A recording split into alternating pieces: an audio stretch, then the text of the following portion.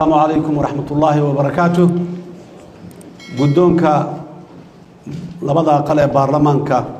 جمهورية فدرالك الصومالية حلما نظر لبدا أقل بارلمانك مدن يالي مروين ما أنت ومالين وين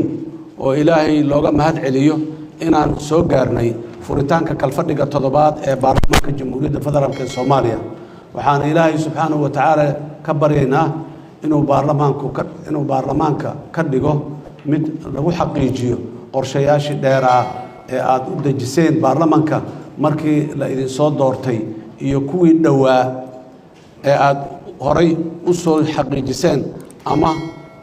ku xaqiijin doontaan kalfadhiga toddobaad ilaahay idankii walaalayaal mudanayaal iyo marwooyin waxaa marka hore aan bogaadinayaa hawsha baaxadda leh ee baarlamaanka soo qabtay muddadii 6 kalfadhi ahayd laga soo bilaabo doorashadii hoggaanka baarlamaanka doorashadii hoggaanka dalka iyo ansixintii xukuumadda jamhuuriyadda federaalka ee Soomaaliya waxa uu baarlamaanka 11aad qabtay howlo badan oo hortabin u leh dhismaha dawladnimadeena ha ahaadeen ansixinta sharciyadii suurtageliyay in deyntana laga cafiyo iyo horumarinta dhaqaalaha dalka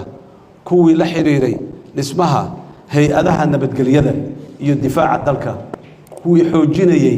xiriirka iyo iskaashiga aan la leenahay caalamka iyo kuwii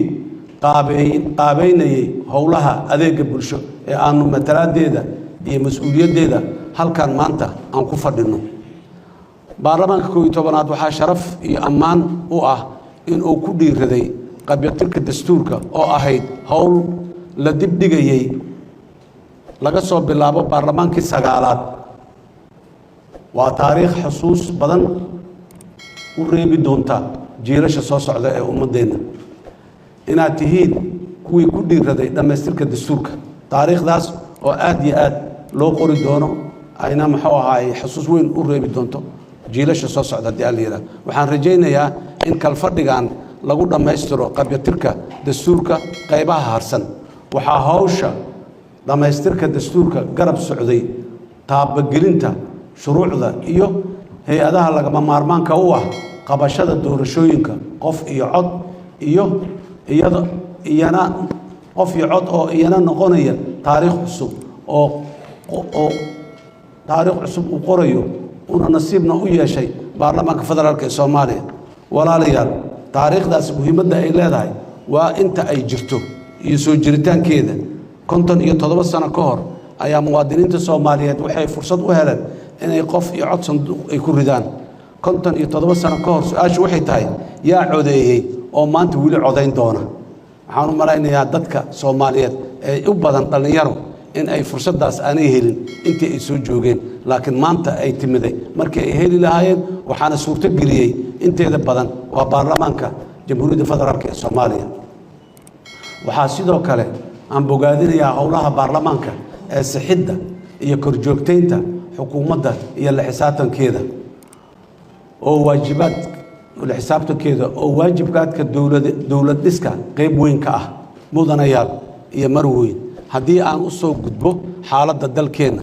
waxaa habboon inaan milicsi kooban ku samayno siduu xaalku ahaa 3 sano ka hor markii aan xilka qabanaynay oo baarlamaanka la doortay waxaan la soconnaa in khawaarijtu aysan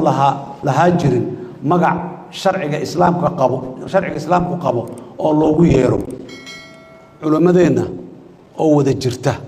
ayaa ku magacaawday khawaarij taasoo macnaha ay diinta ku leedahay la wada garanayo waa tii khawaarijtu ay baadda iyo cashuurta beenbeenta ka qaadi jirteen meherad kasta iyo xataa qofkii gurigiisa darbi ka dumay u dayactiranayo waxaa baabuurta caasiyaasha ah ay safaf dhaadheer u geli jireen inay dadka u daabulaan tooro iyo arbacow si ay iskaga xaadiriyaan maxkamad beenaadyadii khawaarijtu ay meesha ku lahayd madaxana waxay u raarici jireen xukunkooda baadilka ahaa maanta waa ilaahay mahadi arrimahaasi inta badan waa dhamaadeen كما maanta xaalka dalku waa ka duwan yahay sidaas inkastoo ay noo dhiman tahay guusha kama dambaysta ahayd oo aan guusha kama dambaysta aan gaari doono insha Allah mar dhow maanta khawaarijta iyo madaxdooda waxaa lagu beegsanayaa meelo aad iyo aad u fog magaalada caasimadda ah waxay ahayd masrax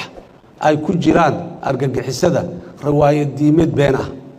oo ku salaysan qarax dhiig beeg shacabka jidadka maraya Allah subhanahu wa ta'ala ayaa uga mahad celinayna in uu nawaafajiyay anagoon u kala harin hoggaan ciidan iyo shacab inaan maanta khawaarijtii dhuumaalaysanayaan shacabka Soomaaliyeedna ay ku naaloonayaan nabad ay ka quusteen sanado badan oo hore ammaan gaar ah waxaa mudan geesiyaasha ciidamada qalabka sida iyo kuwa difaaca deegaanada oo naf iyo maalba u huray inay dalkeena xoreeyaan ayadoo amniga dalka la siinayo mudnaanta koowaad waxay dowladda federaalka ee Soomaaliya u hurtay miisaaniyadeeda inta ugu badan in lagu bixiyo xoreynta dalka sidoo kale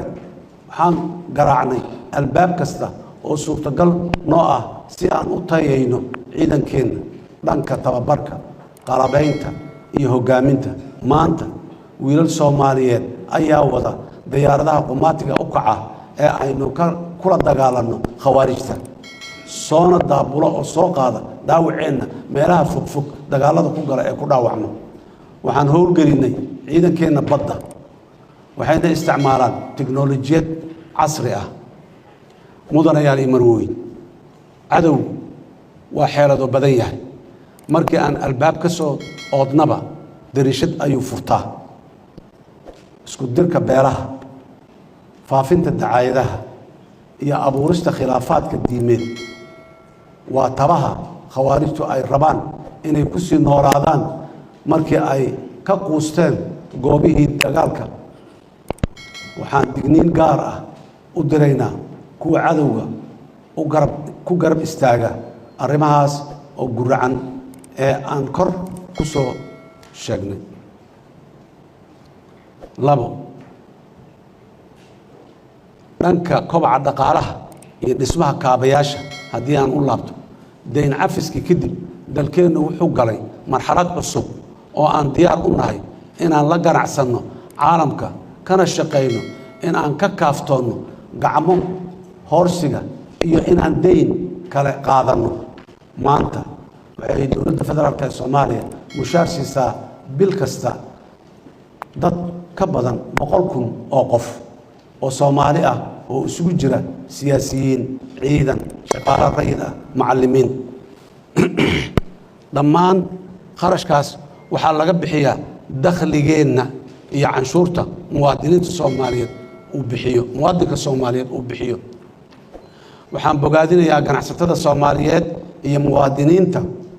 isu xilqaamay inay canshuurta bixiyaan ku dhiiraday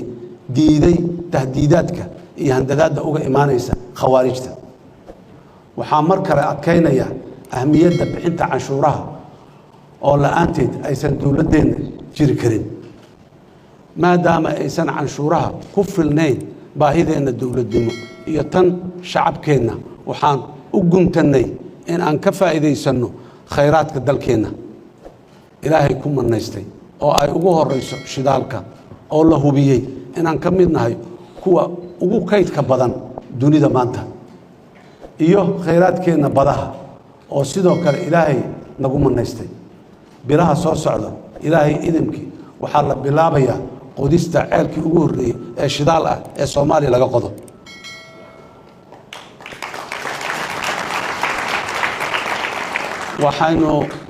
waxaynu horumarinaynaa kaabayaasha dhaqaalaha oo ay ka mid yihiin jidadka garoomada diyaaradaha dekadaha oo lagu daray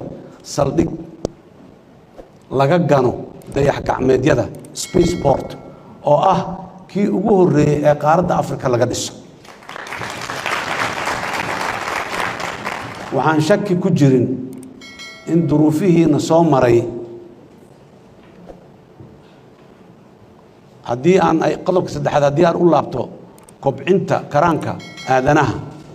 human capital waxaan shaki ku jirin in duruufihiina soo maray ay dib u dhac weyn u geysteen karaanka aadanaha dalkeenna isuma dhigmaan himiladeenna fursadaha aan heli karno khayraadkeenna iyo heerarka aqooneed iyo farsamo ee maanta dadkeennu ay leeyihiin